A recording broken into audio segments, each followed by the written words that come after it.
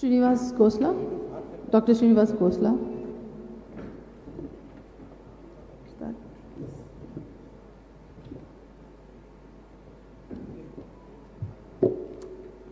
I will start.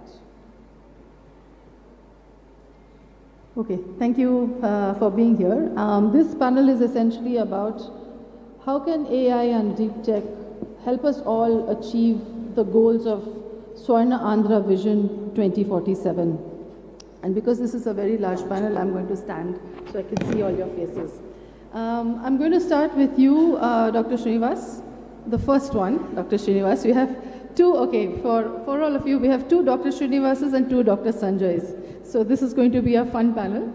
The first Dr. Srinivas in the green. My question to you is, how do you, please introduce yourself in short, and how do you think AI and DeepTech can help Andhra Pradesh reach its Thank you goal? very much for giving this opportunity, respected CM, Mr. Chandrababu Naidu Garu and other dignitaries.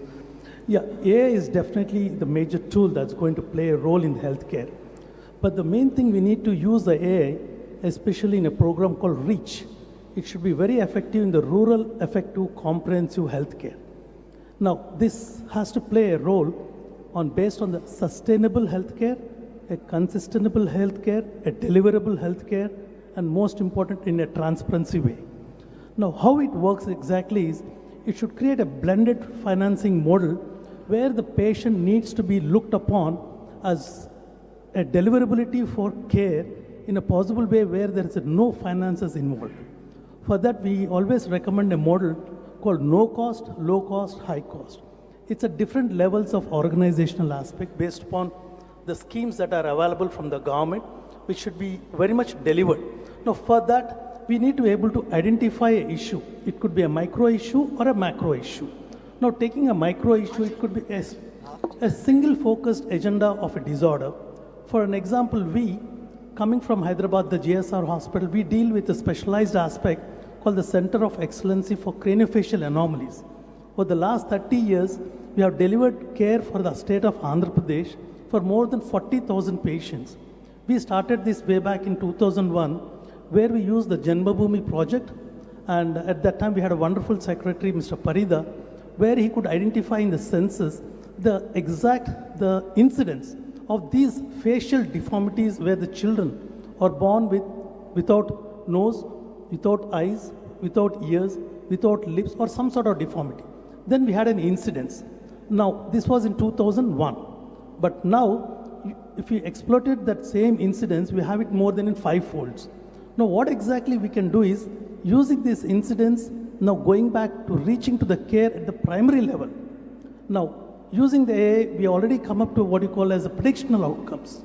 We have subclassified all these disorders. We know what is the treatment methods that we have to use. And next thing is, by using this model, we can identify the outcome measurement. So the basic problem of the patient is the feel of shame and the fear of scare to go to a hospital. So if you could explain to them, so they go onto the app, which is available with the Anganwadi worker, which go to the house to house, where they see a child with a defect, where they just scan it, and then they get the picture and they put it into the app, and then it automatically tells you what sort of the defect it is about. Now this defect, how the treatment is done, what is the length of procedure of treatment done, where all it can done, and then the outcome out. So that gives a confidence to the patient to go forward. This is how the AI can be used at different levels in the healthcare system. Thank you, Dr. Srinivas. So you talk about last mile reach, last mile app, and a low cost, high cost blended financing model. It's called the blended convergence model.